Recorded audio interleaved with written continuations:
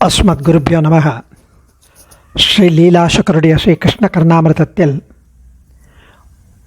இன்றைய ஆச்சரியமான அனுபவ ஸ்லோகங்கள் 25-26 ஸ்லோகங்கள். ரெண்டாவது ஆஸ்வாசத்தில் 25வது ஸ்லோகத்தில் ராதாவோட மெய்மறந்த பக்தி, ராதா மாதவம்னு அந்த மெய்மறந்த பக்தியை பற்றி தெரிவிக்கிறார். ராதா புனாது ஜகதச்சுத தத்தசித்தா மந்தானமா கலயதி ததிரிக்த பாத்ரே தஸ்யாஸ்தனஸ்தபக சஞ்சலலோல திருஷ்டிஹி தேவோபி தோஹநதியா விருஷபம் நிருந்தன்.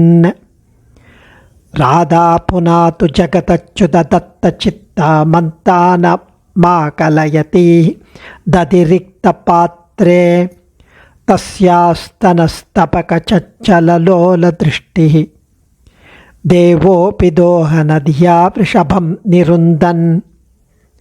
ராதை கண்ணனிடம் தன் மனசை பறிகொடுத்து விட்டாள். எப்பவும் அவன் நினைவாகவே இருக்கிறாள்.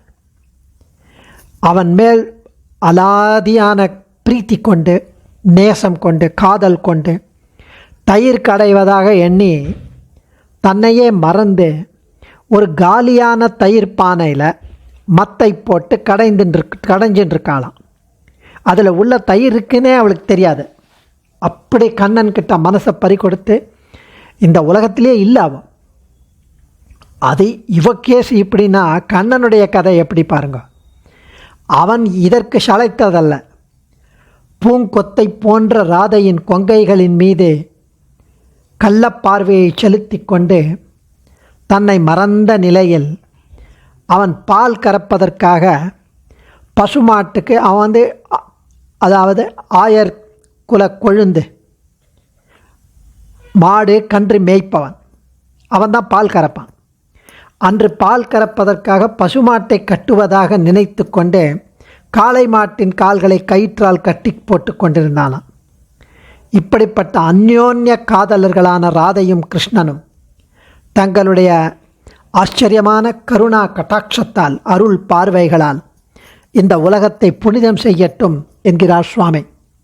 ராதா புனாது ஜகதச்சுத தத்தசித்தா மந்தான மாகலயதி ததிரிக்த பாத்ரே தஸ்யாஸ்தனஸ்தபக சஞ்சலலோல திருஷ்டிஹி தேவோ அபி தோஹநதியா விருஷபம் நிருந்தன்.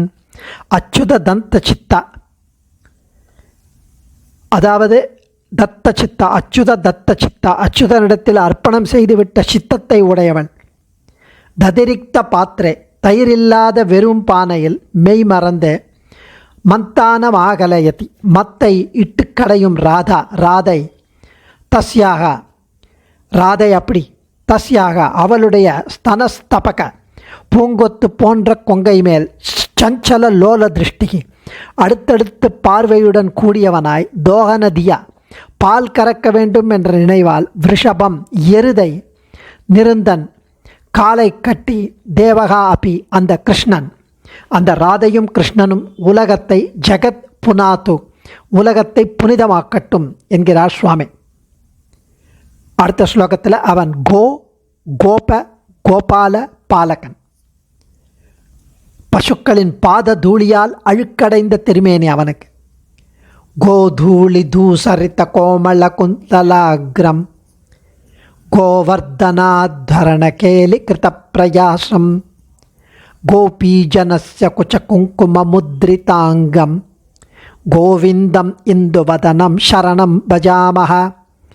கோதூளி தூசரித்த கோமள குந்தலாக்ரம் கோவர்தனோத்தரண கேலி கிருத பிரயாசம் கோபீஜனஸ்ய குச்ச குங்கும முத்ரிதாங்கம் கோவிந்தமிந்துவதனம் சரணம் பஜாமஹ.